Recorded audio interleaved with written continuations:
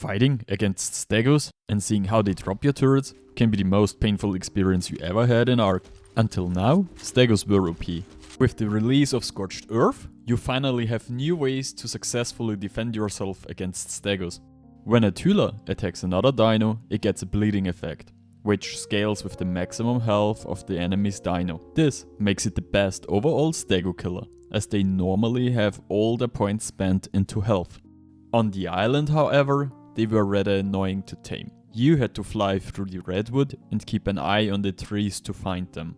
On Scorched Earth, it is much easier. In many areas of the map, Thyla spawn on the ground and can therefore be found and tamed way better. In addition, they now have babies on SE, so you often don't have to tame them, but can kill the parents and claim the baby.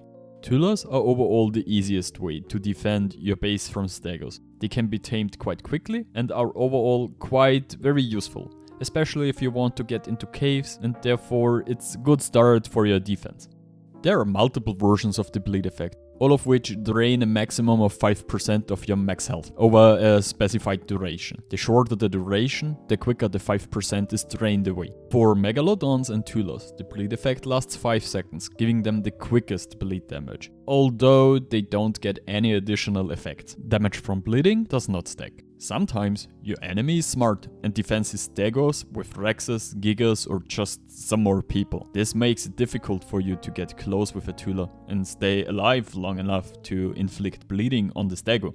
There is another great solution for this. Quetzals, Rhynios and Wyvern can grab and carry Stegos. It's not possible to grab the rider from the Stego, but you can simply take the Stego with its rider and throw it into the ocean, into the volcano, or just some random dude's turret tower. I mean, basically depending on which is closer to you.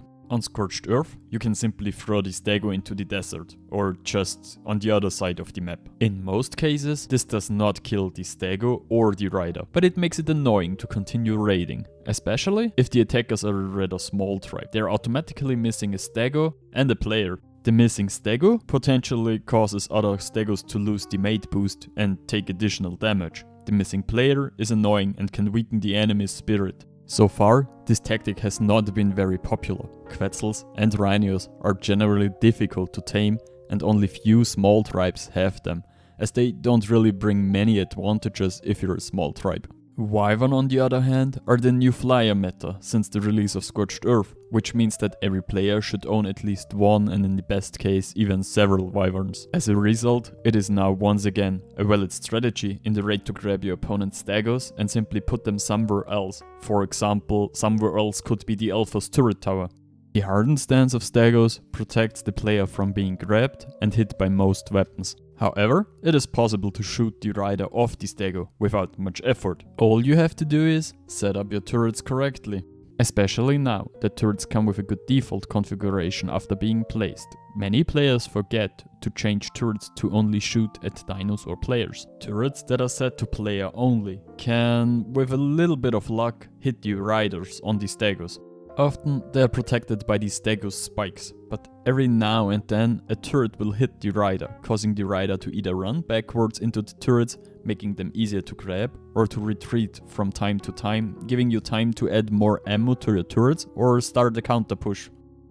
I recently faced the problem that when you're running backwards into turrets, Stegos get a little bit clunky. They are hard to control, and when you're using rocket launchers on your Stegos while pushing, they can be a bit of a pain to navigate. In addition, players on the Stego can be hit by splash damage, which means that it is important for you to get tech turrets and place them in your turret wall.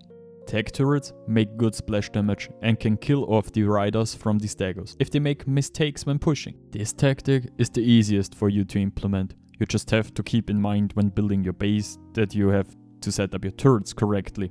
But if you do it right, it can make a huge difference, as you can defend your base much easier in the best case scenario. If tech turrets aren't enough, you still have the option of taking matters into your own hands. With your rocket launcher, you can hit the player on the Stego, and with just 1 or 2 shots, you can kill him off the Stego. After you have killed the player, you can use your Thyla to kill the Stego safely, or you can grab your Wyvern and throw the Stego into another base. If there is no player on the Stego, it gets more damage and it will take them much longer to get back the Stego, giving you more time to chase them away. When running around, just watch out for the Stego's tail. It can hit you with an armor piercing or stamina draining attack. Just try not to get hit by that.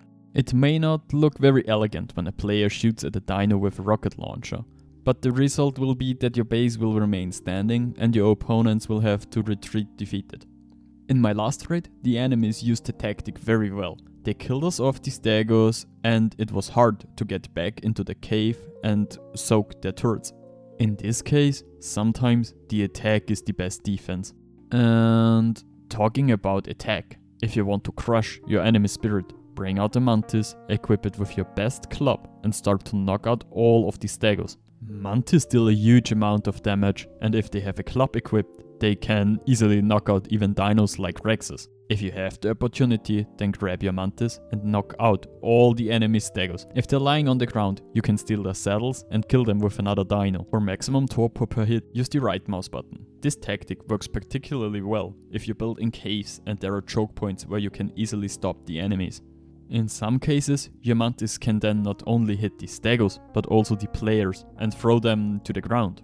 The opponent will immediately understand that you're serious and will then think twice about whether they really want to continue this raid. If you want to know how you can make your Stego a monster that can tank anything, watch the linked video.